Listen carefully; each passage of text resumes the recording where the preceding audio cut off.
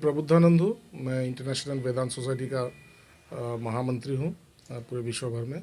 आज किस प्रकार का प्रोग्राम गुरुजी किया आज जा रहा है? हमारे इंटरनेशनल वेदांत सोसाइटी के संस्थापक तथा हमारे गुरुजी श्री भगवान जी का 63वां 83rd मतलब 83वां जन्म दिवस हम लोग पालन कर रहे हैं काशी में। इसको लेके जो कार्यक्रम आप कर रहे हैं, इससे आज क्या क्या उसके प्रोग्राम आज जैसे ये कल से शुरू हुआ। कल हम लोगों ने कार्यक्रम जी जी कल काशी अनाथालय में हम लोगों ने वहाँ के जो बच्चे हैं उनके साथ हम लोगों ने कुछ खाद्य द्रव्य और जो आवश्यक जो वस्तुएं हैं गृहस्थी के, वो सब हमने साझा किया।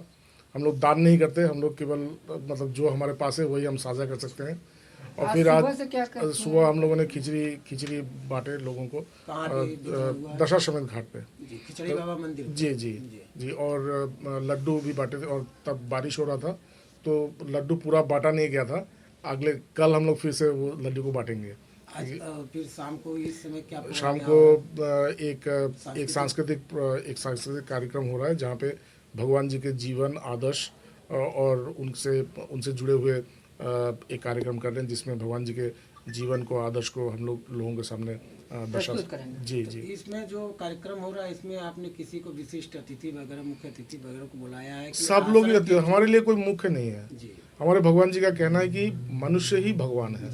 तो मतलब वो कहे कि देखो जो सबसे श्रेष्ठ जो है वो है मनुष्य। तो हमारे लिए सभी श्रेष्ठ है। कोई हमारे लिए में चैनल के माध्यम से क्या संदेश देना चाह रहे हैं काशी की जनता? देखिए, भगवान जी का जो सबसे इम्पोर्टेंट जो मिशन था, उनका कहना था कि देखो आज संसार में जो जितने भी समस्याएं हैं उन समस्याओं का जो कारण है वो है प्रेमहीनता। उन्होंने कहा देखो न्यूक्लियर बॉम्ब, एड्स, कैंसर या आजकल जो कोरोना है वो कोई समस्या नहीं है। असली जो समस्या है वो मनुष्य से प्यार करना भूल गए। तो वो उन्होंने कहा कि देखो मेरा यहाँ पे आना, मेरा संसार में आना, इसका एकमात्र उद्देश्य यही है कि मैं इस प्यार को लोगों तक मतलब लोगों में संचार कर सकूं ताकि लोग से प्यार कर सके। और तभी आप देखेंगे कि संसार जो है वो बदल जाता है। इस जो प्रेम भाव को आप समाज में आप जो अपने संस्था के द्वारा लाना चाह रहे हैं, इसके लिए आपने क्या कोई इसका जो कार्यक्रम बनाया है? कार्यक्रम, हाँ, इसका जो प्रचार का माध्यम है वो है वेदांत या उपनिषद। जैसे वेदांत में कहते हैं कि सभी लोग ब्रह्म है, तो जैसे सर्वभूत में ब्रह्म है, तो सर्वम खलु इदम ब्रह्म, हर वस्तु के सब कुछ में ब्रह्म है। या ईशावास्यम इदम सर्वम यत् किंचित जगत्तम जगत, सभी जो संसार में जितने भी वस्तुएं हैं वो जीवित हो या निर्जीव, सब में ईश्वर है, सब में ब्रह्म है। तो ये जो वेदांत है, इस वेदांत के चर्चा करते करते इस वेदांत के तत्वों को उपलब्धि करना पड़ता है। जब कोई इसको उपलब्धि करते हैं तभी वो उसके अंदर ये प्रेम का संचार होता है। ये तो एक है।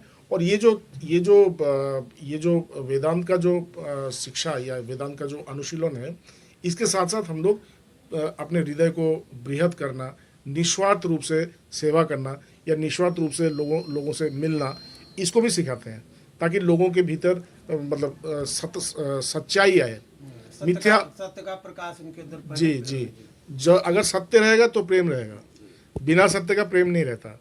झूठ बोल के कोई प्रेम नहीं कर सकता किसी से। आपकी जो संस्था है महाराज जी, ये वेदांत की जो आप बात बता रहे हैं, इसको लेके क्या कोई कार्य किया जा रहा है? रोज कर रहे हैं, रोज डेली जी है।